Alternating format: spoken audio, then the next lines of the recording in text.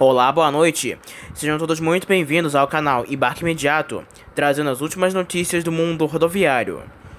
3 medidas da ANTT foram publicadas nesta quarta-feira, dia 13 de dezembro de 2023.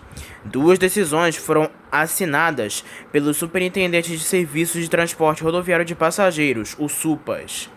A outra, uma portaria do Superintendente de Fiscalização de Serviços de Transporte Rodoviário de Cargas e Passageiros, a SUFIS, autoriza mais uma empresa a operar as linhas que estavam suspensas. Pela decisão SUPAS número 861, o Superintendente de Serviços de Transporte Rodoviário de Passageiros da agência decidiu retificar a decisão SUPAS número 1103 de 4 de novembro de 2022. Que atendera a pedido da Primar Navegações e Turismo para a implantação da linha Limeira a Rio de Janeiro, de prefixo número 080-35830. Na retificação, a SUPAS determina que o mercado de Campinas para Rio de Janeiro seja excluído.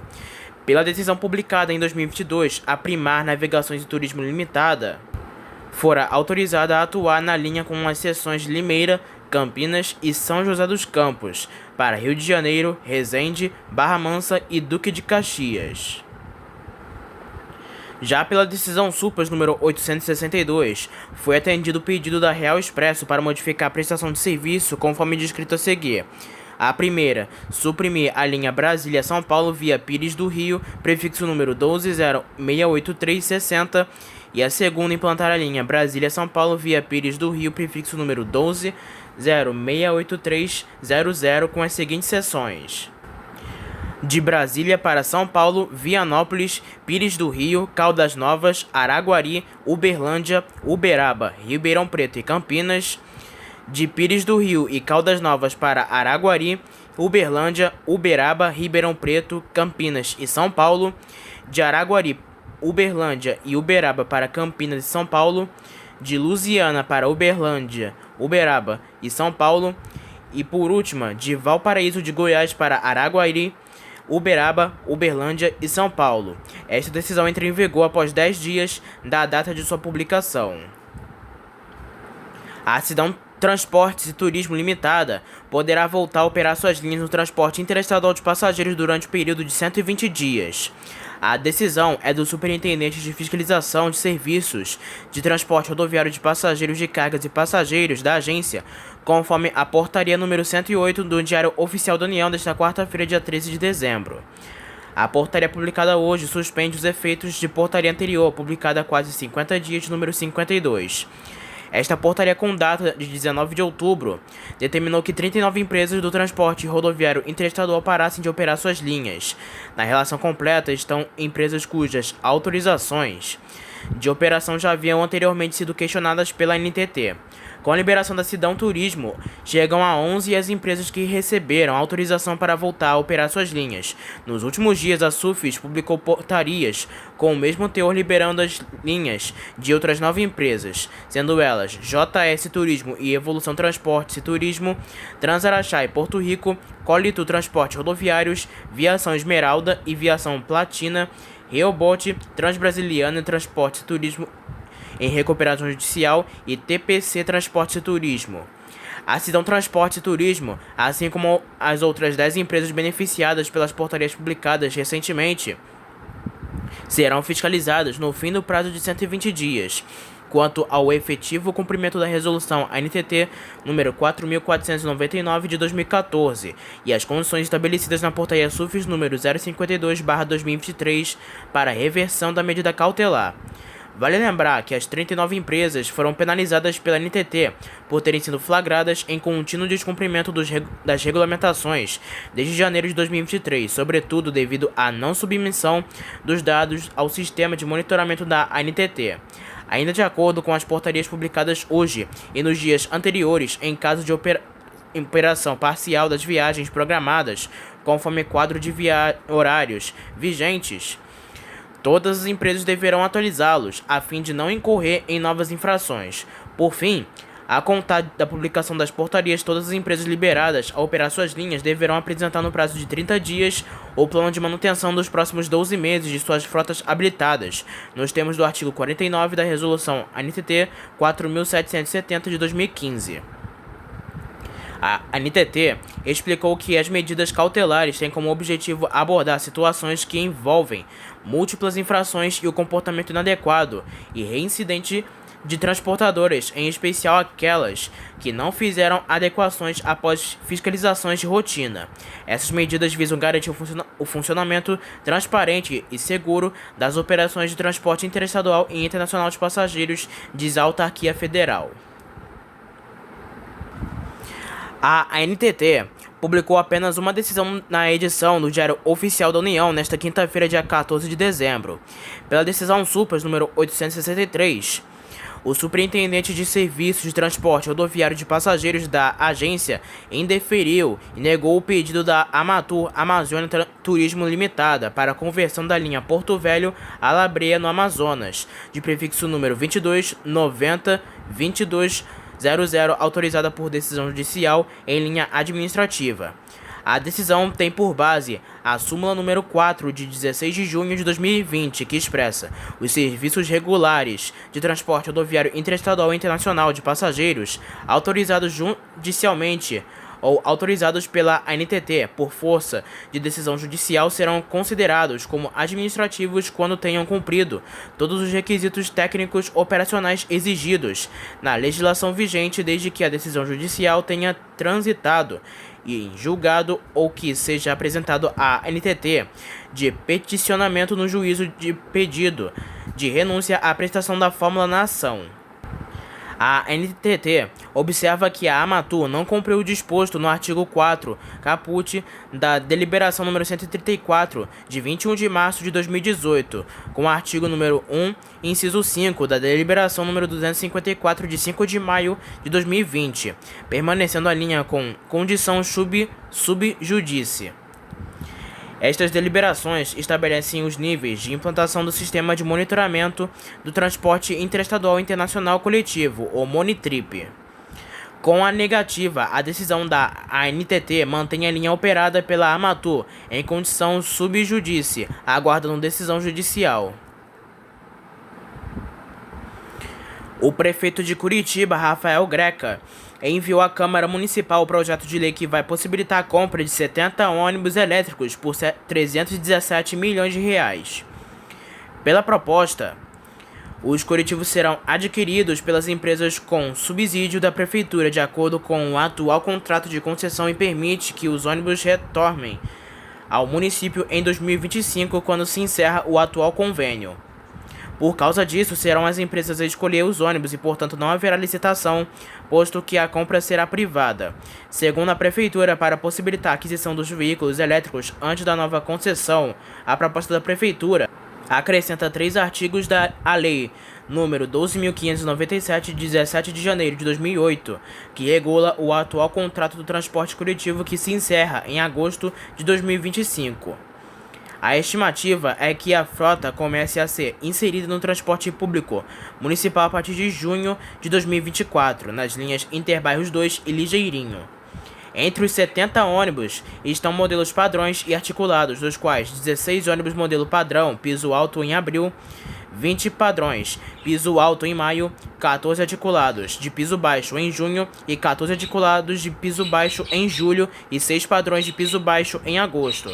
Além da compra de ônibus, o dinheiro será usado para a infraestrutura de recarga das baterias.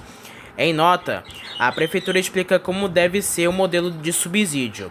Pela proposta encaminhada à Câmara Municipal de Curitiba, a Prefeitura, por meio da URBS, subsidiará a compra dos ônibus e a infraestrutura de recarga reutilizável, carregadores elétricos, que serão revertidos pelo FUC, Fundo de Organização de Curitiba, ao fim do contrato de concessão. A subvenção será feita por meio de conta em instituição financeira, que poderá ser acessada pelas empresas exclusivamente para aquisição dos ônibus.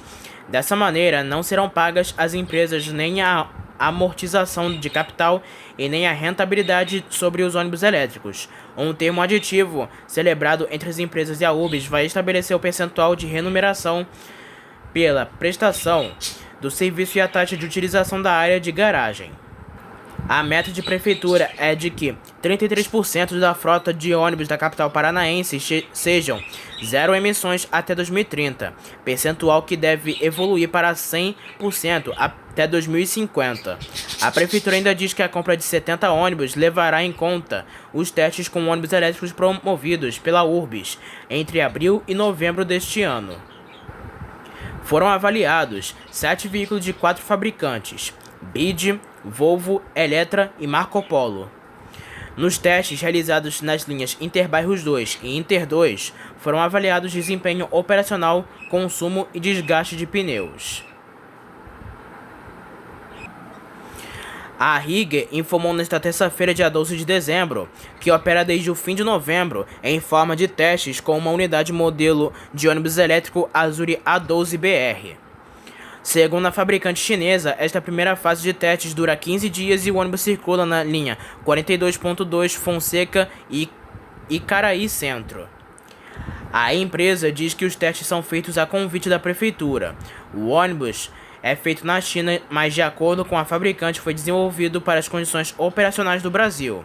Entre as características do modelo destacadas pela marca estão piso baixo total, que possibilita maior acessibilidade, zero emissões de gases poluentes e baixo nível de ruído, autonomia média de bateria de 270 km com uma carga completa, sistema de ajoelhamento de suspensão para facilitar embarque e desembarque, rampa de acesso em uma das portas para pessoas com restrição de mobilidade, sistema de ar-condicionado ecológico sem dutos e com saídas de ar individuais nas laterais, vidros com tratamento contra os raios ultravioleta, luzes coloridas de LED para cromoterapia aos passageiros, Wi-Fi para acesso gratuito à internet e tomadas USB posicionadas nas laterais para quem viaja sentado e nos balaústres para quem circula em pé, para carregamento de celulares.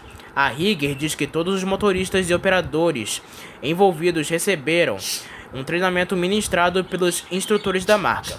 A fabricante ainda relata que o modelo está presente em 138 países, com mais de 9.000 unidades vendidas. Diretores da BID da China, em visita técnica ao Brasil, estiveram na empresa Suzantur, que atua no transporte urbano das cidades do ABC Paulista na Grande São Paulo. Com o encontro, a fabricante quis receber da operadora uma avaliação dos ônibus elétricos e, com isso, aperfeiçoar os modelos e novas gerações de produtos.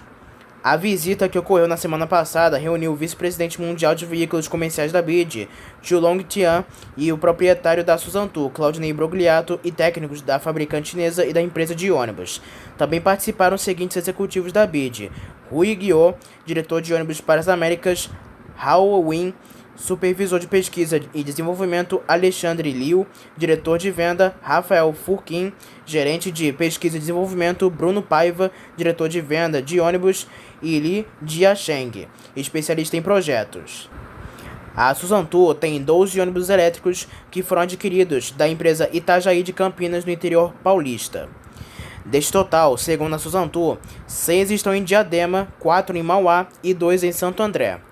Cada ônibus tem 12 metros de comprimento, transporta 80 passageiros, entre sentados e em pé, e a autonomia das baterias é de 250 km, em média, segundo a fabricante.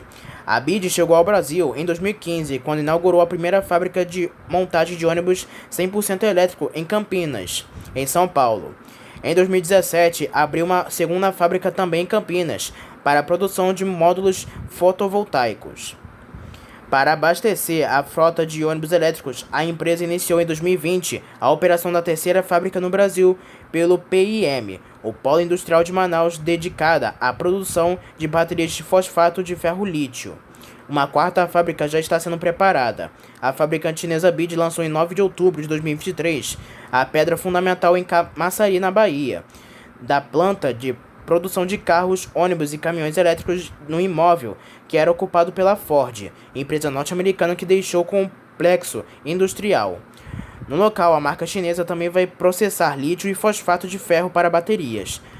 A produção dos veículos e o processamento dos materiais devem ter início entre o fim de 2024 e o início de 2025, e a estimativa é de que as unidades industriais possam gerar até 5.000 empregos. Os investimentos serão de 3 bilhões de reais e a capacidade total será de 150.000 unidades por ano com a instalação completa. Diretores da BYD, também gigante global de veículos elétricos, visitaram no último sábado a concessionária de transporte coletivo de São Paulo Transwolf. Durante o encontro, representantes das empresas falaram sobre o desempenho e os desafios da frota de ônibus elétricos da capital paulista. A BYD tem atualmente 18 ônibus elétricos que circulam na cidade de São Paulo desde 2019 e são operados pela Transwolf. Participaram do encontro o gestor de novas tecnologias da Transwolf, Paulo Lima, que recebeu a comitiva da BYD, formada pelo vice-presidente mundial de veículos comerciais Zhulong Tian, o diretor de ônibus para as Américas Rui Guiô, o supervisor de pesquisa e desenvolvimento Hao Win, o diretor de vendas Alexandre Liu, o gerente de pesquisa e desenvolvimento Rafael Furquim, o diretor de vendas de ônibus Bruno Paiva e o especialista em projetos Lidia Cheng. Desde que entrou em circulação em 2019, a frota de 100% elétrica, a bateria da BYD, apresentou excelente desempenho e já transportou mais de 8 milhões de passageiros, e os ônibus elétricos da BYD são totalmente não poluentes. Cada veículo tem autonomia para circular até 250 km e o tempo de recarga de baterias é de 2 horas. Na garagem da operadora há estações para carregamento das baterias, processo que é realizado durante a madrugada, horário em que os ônibus não prestam serviços. A vida útil do veículo de tração elétrica é de 15 anos, enquanto a de um ônibus a diesel é cerca de 10 anos. Os ônibus elétricos BYD D9W, que percorrem a linha 6030 Usina Campus 1 Terminal Santo Amaro, na região sul de São Paulo, são econômicos e apresentam custo operacional de até 70% menor que um ônibus a diesel convencional. Uma antiga reivindicação dos passageiros no Rio de Janeiro foi atendida por determinação da Secretaria Municipal de Transportes. As linhas de ônibus 433 Vila Isabel Copacabana e 415 Praça da Bandeira Leblon, que ligam a Zona Sul e Norte, voltaram a circular durante a madrugada. Operadas pelas empresas Transporte Vila Isabel, a linha 433 tem pontos finais na rua Siqueira Campos, em Copacabana, e na Praça Barão Drummond, em Vila Isabel, e passa a ter ônibus disponíveis entre 9 da noite e 6 da manhã. Já a 415 da Transportes Alfa roda entre a Praça da Bandeira e o Leblon e tem novos horários entre 10 e 10 da noite e 4h55 da manhã. Nas duas, o intervalo neste período é de 1 hora entre os ônibus, sob a justificativa de que o setor de transportes enfrenta uma crise desde 2015, que foi agravada pela pandemia, quando teria perdido 50% dos passageiros. Há 3 anos, a Transportes Vila Isabel solicitou recuperação judicial ao Tribunal de Justiça do Estado do Rio de Janeiro, e em junho de 2023, a empresa somou mais 10 veículos à frota.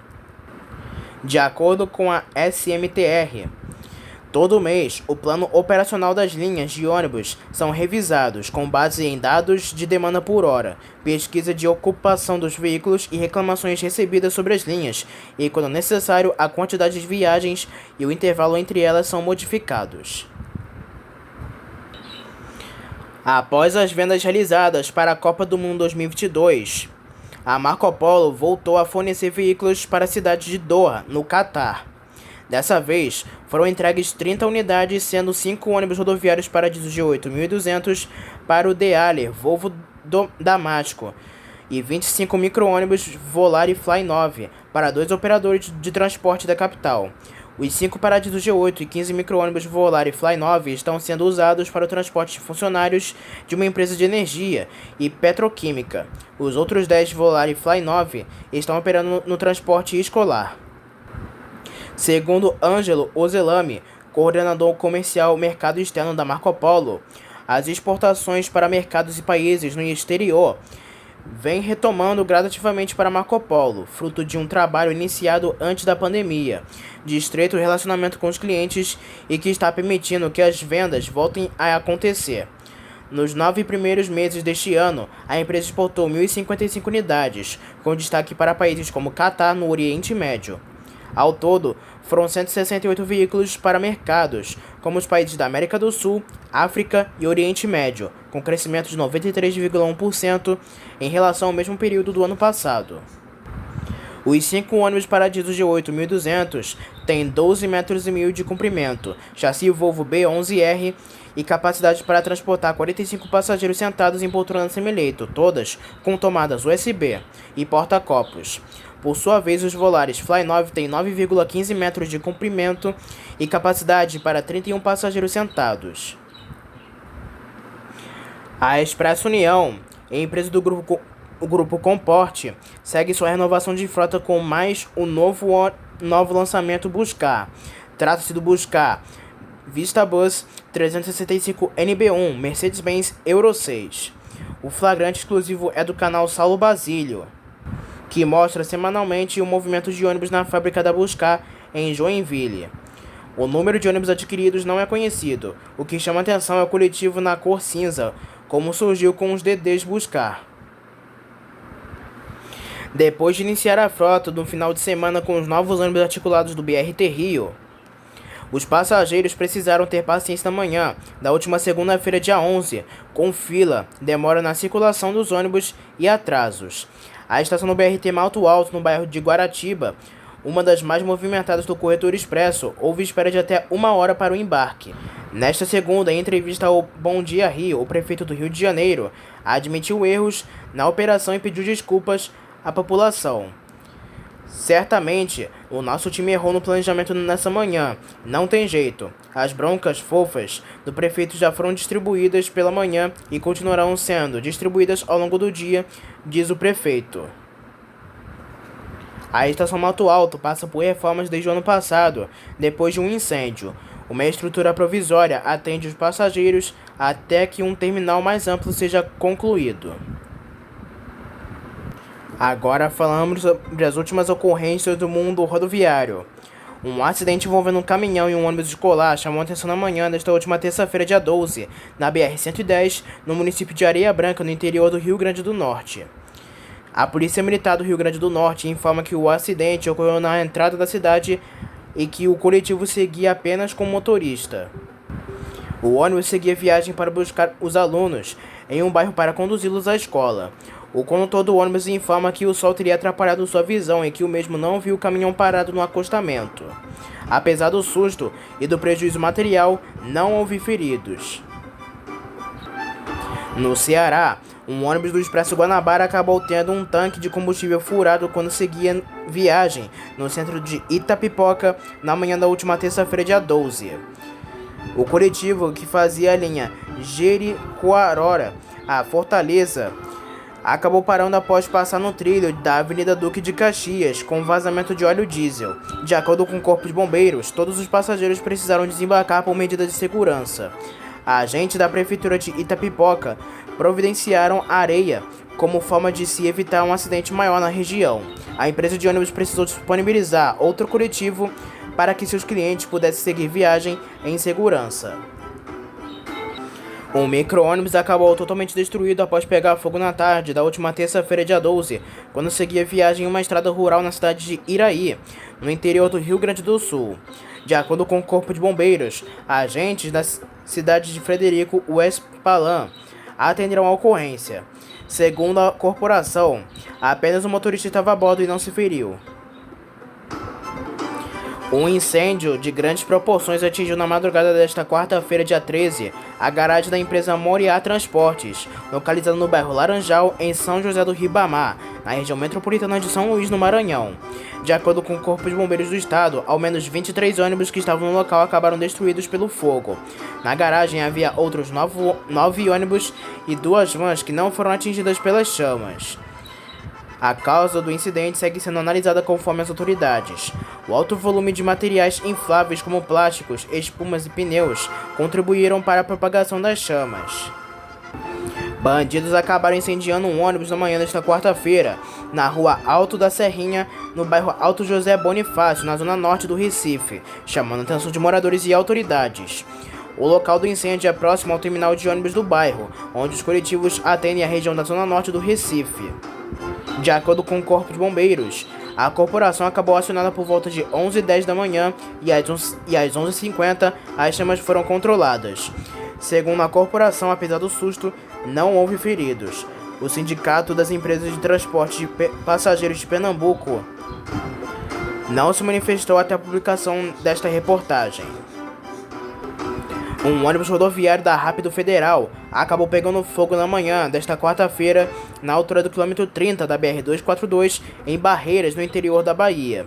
De acordo com o Corpo de Bombeiros, a corporação foi acionada por volta de 7h40 da manhã.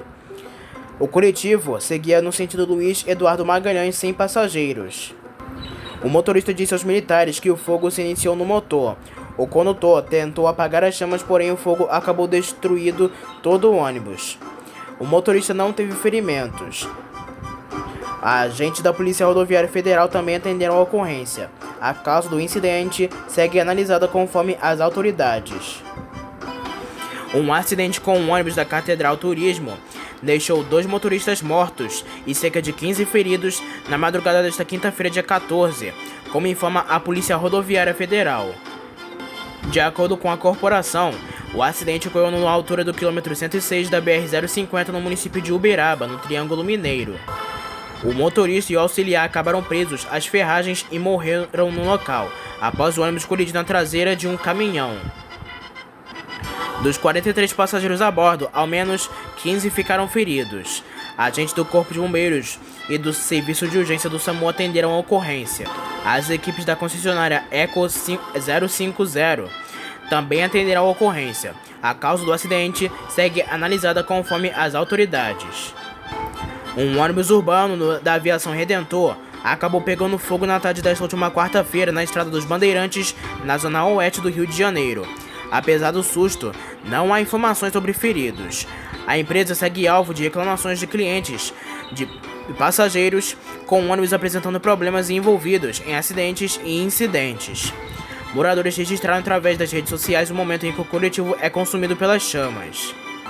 Um ônibus urbano de prefixo 01013 da empresa JTP Transportes acabou pegando fogo na manhã desta quinta-feira na cidade de Embu das Artes, na região metropolitana de São Paulo. O incidente ocorreu quando o coletivo trafegava na estrada Professor Cândido Mota Filho, no bairro Jardim Sílvia. Nas imagens que circulam nas principais redes sociais e em grupos de mensagens por aplicativo, mostra o coletivo destruído pelo fogo. Agentes do Corpo de Bombeiros acabaram acionados, porém o coletivo ficou totalmente destruído. Um ônibus urbano da Catedral Turismo, que opera linhas intermunicipais entre as cidades de Goiás e o Distrito Federal, acabou pegando fogo no fim da tarde desta última quarta-feira na BR-040 em Valparaíso. De acordo com a Record de Brasília, ao menos 2 pistas da rodovia acabaram interditadas, causando lentidão no trecho. Equipes do Corpo de Bombeiros acabaram atendendo a ocorrência e, apesar do susto, não houve feridos. Agentes da concessionária Via 040, que administra o trecho, também atenderam a ocorrência e o coletivo ficou totalmente destruído. Um ônibus rodoviário que acabou sem freio acessou na noite desta última quarta-feira, dia 13, a área de escape da BR-376 no município de Guaratuba, no litoral do Paraná, como informa a concessionária Artéries Litoral Sul. De acordo com a concessionária, o coletivo saiu de Belém e seguia para a cidade de São José, em Santa Catarina. O ônibus seguia com 2 motoristas e 27 passageiros. Adentrou 35 metros da área de escape. Apesar do susto, não houve feridos graves. Um ônibus rodoviário da Aviação Útil acabou pegando fogo nesta última quarta-feira na rodovia, na altura do quilômetro 224 da rodovia Anhanguera, na cidade de Porto Ferreira. De acordo com o Corpo de Bombeiros de São Paulo, o coletivo seguia na linha Brasília-São Paulo e, apesar do susto, não houve feridos. O fogo se iniciou na parte traseira do coletivo, onde está o motor do ônibus, e deixou parte do veículo destruído. A empresa precisou disponibilizar outro veículo para atender aos clientes com segurança. A concessionária, que administra o trecho, também atendeu a ocorrência, retirando o coletivo da via com um caminhão guincho. A causa do acidente segue analisada.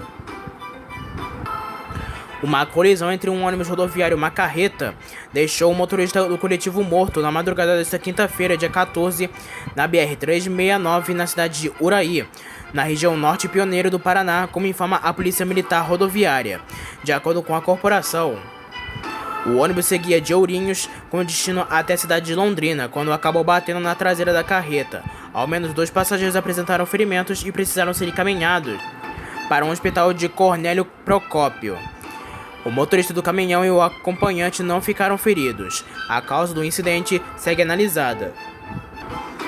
Um acidente causado por um caminhoneiro alcoolizado na altura do quilômetro 641 da BR-376, em Tijucas do Sul, na região metropolitana de Curitiba, acabou fechando a rodovia na noite desta última quarta-feira, dia 14.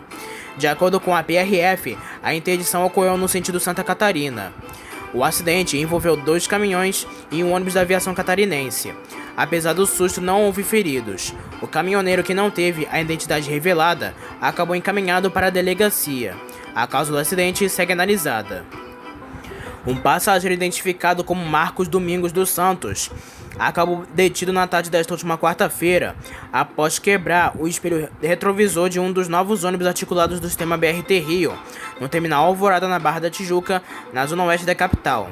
De acordo com a Prefeitura do Rio, agentes do BRT Seguro abordaram o passageiro e conduziram o homem até a 16ª DP da Barra da Tijuca. Alguns passageiros afirmaram que Marcos tinha quebrado o retrovisor do coletivo, informação confirmada pelo motorista inclusive.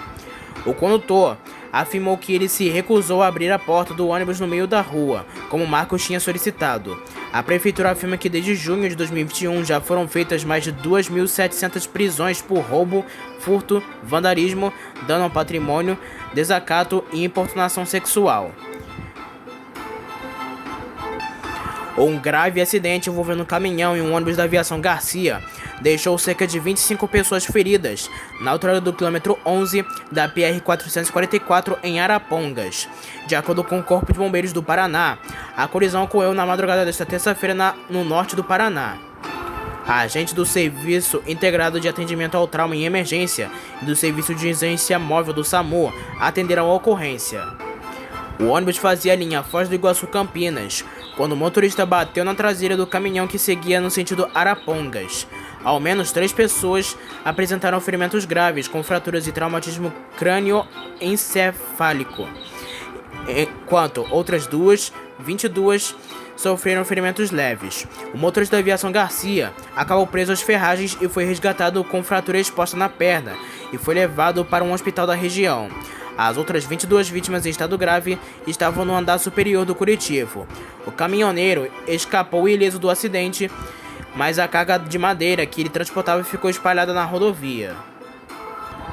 E mais um ônibus da aviação Garcia se envolveu em um acidente na rodovia estadual PR-444 nesta semana. O coletivo da aviação Garcia acabou batendo na traseira de um caminhão na altura do quilômetro 2 da rodovia na noite desta última quinta-feira, dia 14. De acordo com a Polícia Militar Rodoviária do Paraná, o acidente ocorreu na cidade de Apucarana, sendo o segundo em menos de uma semana na mesma rodovia. O coletivo seguia com 29 passageiros, sendo que 12 apresentaram ferimentos e acabaram atendidos. O motorista de 45 anos ficou preso às ferragens e foi levado em estado grave para um hospital da região. Nesta segunda-feira, outro coletivo da aviação Garcia também bateu contra um caminhão, deixando 16 feridos. A causa dos acidentes segue sendo analisada. Um acidente envolvendo um micro-ônibus e uma carreta por volta de 3h40 da tarde desta última quinta-feira deixou ao menos 8 pessoas feridas em uma estrada vicinal de Rio Brilhante. O coletivo é de uma empresa terceirizada que presta serviço para uma usina da região e acabou ficando com a frente destruída. De acordo com informações preliminares, a carreta seguia parada sem sinalização e que a poeira pode ter contribuído com a colisão. Todos os feridos acabaram encaminhados por ambulâncias da usina e levados para uma unidade de saúde de Rio Brilhante. A unidade hospitalar não informou o estado de saúde dos feridos. Um ônibus que operava o serviço executivo de Florianópolis acabou quebrando quando seguia viagem pela rodovia estadual SC-404 na descida do Morro da Lagoa da Conceição. De acordo com a Guarda Municipal de Florianópolis, um problema mecânico passou a interditar a via pela manhã na zona leste da cidade. Apesar do incidente, não há informações de feridos. Todos os clientes da empresa acabaram realocados em outro coletivo e seguiram viagem em segurança. Um micro-ônibus da aviação Cascatinha acabou quebrando uma das rodas dianteiras na manhã desta sexta-feira, dia 15, chamando a atenção de moradores. O incidente ocorreu quando o coletivo seguia viagem pela rua 13 de Maio, no centro de Petrópolis, na região serrana do Rio. Apesar do susto, não houve feridos. A empresa é alvo de muitas reclamações de passageiros e moradores da cidade. Um acidente envolvendo uma van e um ônibus da empresa Real Maia Turismo e Cargas na manhã desta sexta-feira deixou ao menos 4 mortos e mais de 20 feridos na BR-020 em Alvorada do Norte, na região do Nordeste de Goiás. De acordo com a Polícia Rodoviária Federal, com a colisão, o coletivo rodoviário modelo Kuma Invictus HD Scania acabou saindo da rodovia. Agentes do Corpo de Bombeiros de Goiás atenderam a ocorrência e informam que a van colidiu contra a lateral do ônibus antes dele sair da rodovia. Os feridos acabaram encaminhados para hospitais da região. O nome das vítimas não é conhecido até a publicação desta reportagem. A causa do acidente segue sendo analisada conforme as autoridades. A primeira Câmara Reservada de Direito Empresarial do Tribunal de Justiça de São Paulo negou mais um recurso da empresária Camila de Souza Valdívia, que novamente tentou ser excluída da relação de administradores do Grupo Itapemirim no processo que culminou na falência de 21 de setembro de 2022.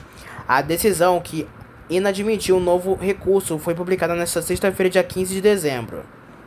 Na prática, a Justiça continua apurando se as condutas de Camila Valdívia também contribuíram para a falência do grupo, que já foi um dos maiores operadores de ônibus rodoviários da América Latina. Na decisão publicada nesta sexta-feira, o presidente da Seção de Direito Privado, Arthur César Beretta da Silveira, destacou que o entendimento de que Valdívia deve ser enquadrada como administradora do Grupo Itapemirim se deu baseado em provas e fatos. Além disso, ao decidir da forma impugnada, a da turma julgadora o fez diante das provas e das circunstâncias fáticas próprias do processo subjudice, certo que as razões do recurso ativeram-se a uma perspectiva de rechame desses elementos, mas isso é vedado pelo enunciado na súmula 7 do Superior Tribunal de Justiça. A decisão que culminou a falência incluiu como administradores do Grupo Itapemirim Sidney Piva de Jesus, Camila de Souza Valdívia, Adilson Furlan e Karina Medonça. Nos recursos, a empresária alega que se retirou da sociedade em 30 de março de 2020, em razão de um conflito societário com o senhor Sidney Piva de Jesus, razão pela qual não pôde ser responsabilizada pela falência do Grupo Itapemirim. Mas em uma das decisões no processo, que está sendo alvo de recurso de 14 de março de 2023, o desembargador Azumanishi diz que Camila Valdívia teve intensa participação na elaboração e aprovação do plano de recuperação judicial e quando este plano foi instituído, ela era sócia. É importante lembrar que a agravante Camila de Souza Valdívia passou a integrar o quadro societário das falidas desde a transação celebrada com a família Cola, sendo peça fundamental para as operações do grupo econômico, com intensa participação na elaboração e aprovação do grupo de recuperação judicial, situação que pendurou até seu desentendimento com Sidney Piva de Jesus. A convolução em falência se deu pelo descumprimento do plano de recuperação judicial, época em que a agravante ainda participava da administração das devedoras, momento em que houve a destinação dos valores agrariados de leilões para fins diversos, dos previstos no plano homologado, em juízo dentre eles, para o próprio pagamento dos haveres da recorrente. Com dívidas de 2,2 bilhões de reais e depois de um processo de recuperação judicial que se arrastava desde março de 2016, o Grupo Itapemirim teve falência decretada em 21 de setembro de 2022. Em 17 de fevereiro de 2017, Camilo Cola, fundador da Itapemirim e que morreu em 27 de maio de 2021, aos 97 anos, dava entrevista à imprensa dizendo que havia vendido companhias do grupo Itapemirim para empresários de São Paulo, entre os quais Sidney Piva de Jesus e Camila Valdívia. Atualmente, as linhas que eram de responsabilidade das viações Itapemirim e Caiçara estão sendo retomadas gradativamente pela empresa Nova Itapemirim do Grupo Suzantur, do ABC Paulista, por meio de um arrendamento judicial de 2 anos. A fabricante de carrocerias Marco Polo divulgou em suas redes sociais, nesta quinta-feira, dia 14 de dezembro, os novos ônibus que a Aviação Nova Itapemirim adquiriu junto à encarroçadora gaúcha.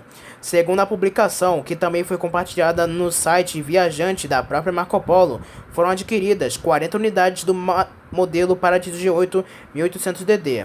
No total, a Nova Itapemirim adquiriu 60 unidades de ônibus 0 km da Marco Polo, sendo 40 unidades do Paradiso G8 1200 e 20 unidades do Paradiso G8 1350. Dessas 40 unidades de ônibus Double Decker, 20 são equipados com chassi Volvo B460R Euro 6 6x2 de 14 metros de comprimento total, e as outras 20 com chassis Scania K410 Euro 6 6x2 também de 14 metros de comprimento total.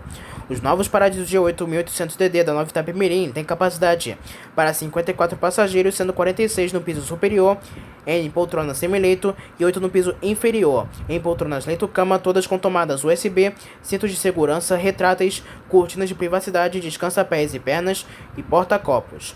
Os novos ônibus Double Decker da Nova Itapemirim contam com sistema de ar-condicionado, dispositivo de poltrona móvel, ortobras para fácil acesso de pessoas com mobilidade reduzida ao interior do veículo, tomadas 110 volts, sanitário, sensor de ré, janelas panorâmicas com cortinas, itinerário eletrônico produzido pela Valeo, bagageiro e porta-pacotes. Em edição extra do Diário Oficial da noite desta última terça-feira, dia 12 de dezembro, o prefeito Ricardo Nunes publicou o decreto 63.019, que oficializa a tarifa zero em todos os domingos nos ônibus municipais gerenciados pela SP Trans. Também foi oficializada a gratuidade em todos os feriados de Natal, dia 25 de dezembro, e Ano Novo, em 1º de janeiro, e aniversário da cidade, em 25 de janeiro. Nos demais feriados não haverá tarifa zero. As gratuidades de meia-noite às 11h59 aos domingos começam já neste próximo domingo, dia 17 de dezembro. Sem a publicação deste decreto, não seria possível conceder o benefício. Ainda de acordo com a publicação oficial, a SP Trans terá de fazer as adequações na bilhetagem eletrônica para que não seja debitado valor nenhum do bilhete único.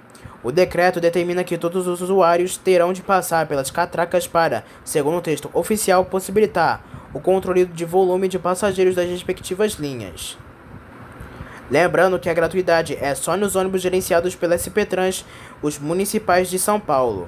Ônibus do sistema de ônibus e trolebus do sistema da MTU, trens, metrô e monotrilho não terão gratuidade, e no caso de o passageiro usar os trilhos e ônibus SP Trans na mesma viagem, será descontada a tarifa cheia do sistema metro ferroviário, de R$ 4,40. O prefeito de São Paulo, Ricardo Nunes, decidiu que não haverá em 2024 aumento no valor de passagem de ônibus na capital paulista no sistema gerenciado pela SP Trans. A informação foi confirmada oficialmente pela prefeitura. Assim, pelo 4º ano consecutivo, a tarifa de ônibus na cidade de São Paulo vai ficar em R$ 4,40. Desde 2012, as tarifas de ônibus em trilhos eram as mesmas, o que foi quebrado agora.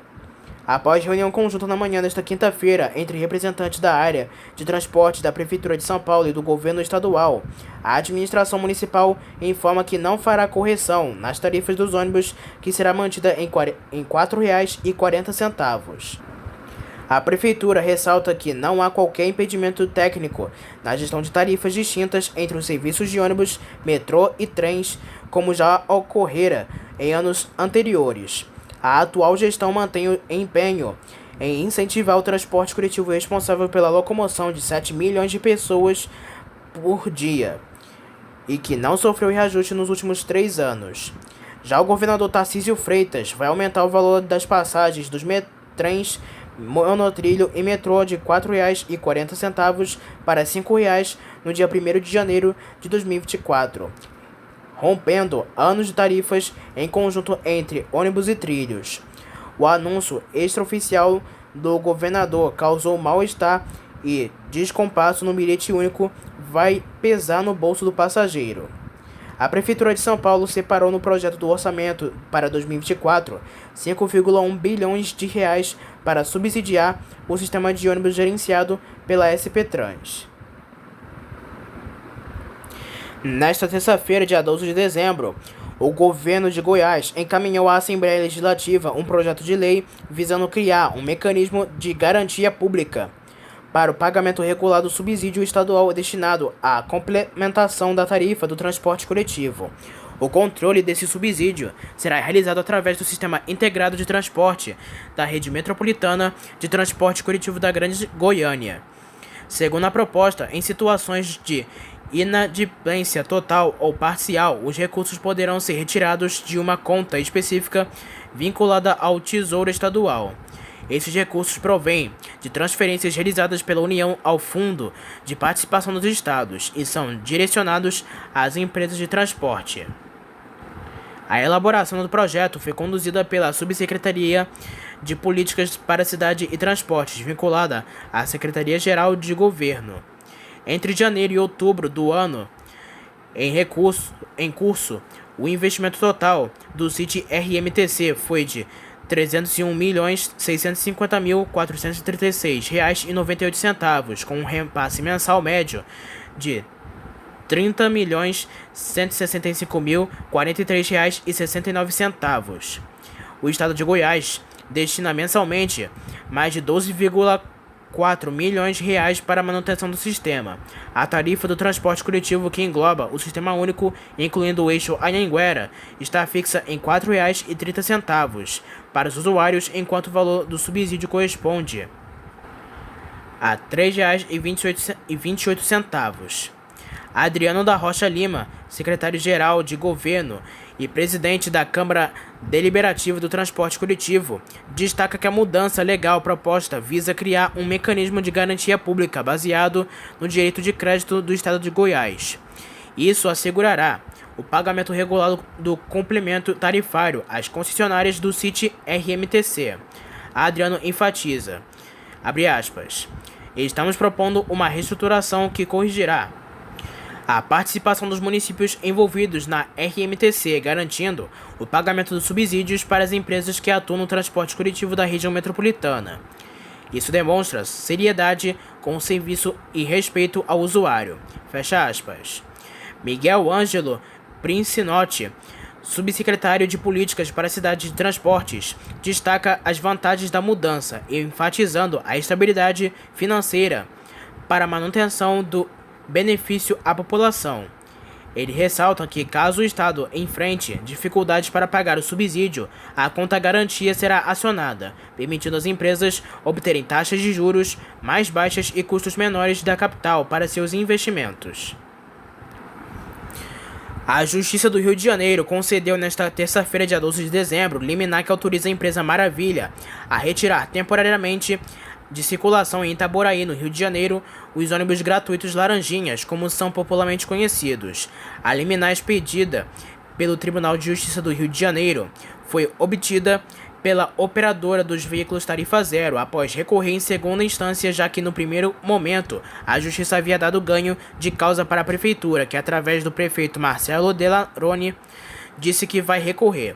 Os ônibus Laranjinhas entraram em operação no dia 11 de novembro de 2023 com 14 veículos em teste, circulando entre os bairros Reta Velha, São Joaquim e Manilha Itabim. A proposta inicial era analisar a viabilidade do serviço para que fosse tentada uma expansão. Na decisão da desembargadora Inês de Trindade Chaves de Melo, é cultada a ilegalidade e inconstitucionalidade dos termos de procedimento licitatório, o que embaça o pedido da Maravilha para a interrupção da operação dos veículos gratuitos. Cabe à Prefeitura recorrer. Em nota enviada A Maravilha Auto Ônibus afirma que representantes da empresa tentaram dialogar com o governo municipal para prestar o serviço realizado pelos Laranjinhas de forma eficiente, atendendo a todos os bairros de imediato, mas não obtiveram retorno. Além disso, o congelamento de passagem por 7 anos e a falta do repasse da tarifa de gratuidade pela prefeitura provoca um rombo no orçamento da prefeitura, impossibilitando melhorias em seus serviços. A Prefeitura de Mococa, cidade do interior de São Paulo com quase 70 mil habitantes, declarou a Aviação Itupeva vencedora do processo de licitação do transporte coletivo. Das 4 empresas habilitadas a apresentar propostas comerciais, 2 foram desclassificadas por não atender ao disposto no edital de licitação: a Aviação Pirassununga e a Dinatur. Das 2 habilitadas, a Aviação Itupeva apresentou o menor preço da tarifa quilométrica, R$ 10,85. Pelo critério da concorrência, a Expresso Fênix ficou em segundo lugar, com preço de R$ 12,05. A partir de agora está aberto o prazo de 5 dias para recurso. O prazo do contrato de concessão está previsto para 15 anos, conforme determinado pela Lei Complementar Municipal nº 599/2023, prorrogável uma única vez por igual período. O critério de julgamento será do tipo menor valor da tarifa de remuneração quilométrica. A tarifa pública para início de operação dos serviços está fixada em R$ 3. A diferença entre o arrecadado pela tarifa paga e o custo real pela tarifa quilométrica será custeado pela prefeitura através de subsídios. O valor global estimado do contrato de concessão é de R$ 64 milhões. A concessão compreende um único lote com 8 linhas com operação de forma radial, ligando todos os bairros à área central do município, no terminal urbano. Paralelamente à implantação da integração física e tarifária, através do sistema de bilhetagem eletrônica, a implantação de sistemas informatizados de planejamento e controle, a implantação do sistema de informações aos usuários, a implantação de internet sem fio, Wi-Fi nos ônibus e reestudo do sistema viário da cidade e outras medidas, além de tornar o transporte mais acessível para os usuários que mais se deslocam e estimularão a integração e desenvolvimento, segundo a Prefeitura. E para finalizar, uma última notícia. A empresa de transporte Caxangá, que atua nas cidades de Recife e Olinda, em Pernambuco, escolheu a plataforma da Optibus para otimizar suas operações e aprimorar a experiência de transporte para seus 4,5 milhões de passageiros mensais. Fundada em 1992, a Caxangá nasceu no bairro de Peixinhos, no município de Olinda, e hoje faz parte de um dos maiores grupos de transporte público da região do Recife, com uma sólida tradição no setor. Com o objetivo de seguir como referência e superar os obstáculos crescentes no setor do transporte público, a Caxangá optou por trocar processos manuais, lentos e custosos e digitalizar toda a sua área de programação e planejamento ao adotar a plataforma de tecnologia de ponta da Optibus na essência de sua operação. A Caxangá vai utilizar os produtos Planning e Scheduling, juntamente com a funcionalidade OTP, que dá suporte tecnológico para uma alta performance de cumprimento de horários.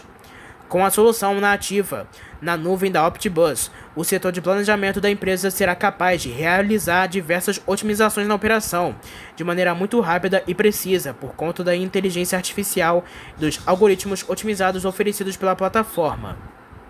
Desta maneira, a Caxangá poderá utilizar da melhor maneira os seus recursos, resultando em ganho de eficiência operacional e financeira. Um outro ponto a ser destacado é que a plataforma também vai oferecer uma visualização de dados da operação e de indicadores de desempenho que poderão orientar decisões do dia a dia de maneira muito mais assertiva. No estado do Pernambuco, a Optibus também está presente nas operações da MOB Brasil, que atua na região metropolitana do Recife, tanto no sistema BRT quanto em linhas convencionais. No Brasil, está presente em todas as regiões com clientes nos estados de São Paulo, Rio de Janeiro, Minas Gerais, Rio Grande do Sul, Paraná, Bahia, Distrito Federal e Roraima. Mundialmente, a Optibus é ferramenta de gestão de operações de transporte público, presente em mais de 4.000 cidades. Então essas foram as últimas notícias, informações e ocorrências do mundo rodoviário. Não se esqueça que em breve traremos mais notícias e informações somente aqui para você. Espero que tenham gostado do vídeo, uma boa noite para todos e até a próxima.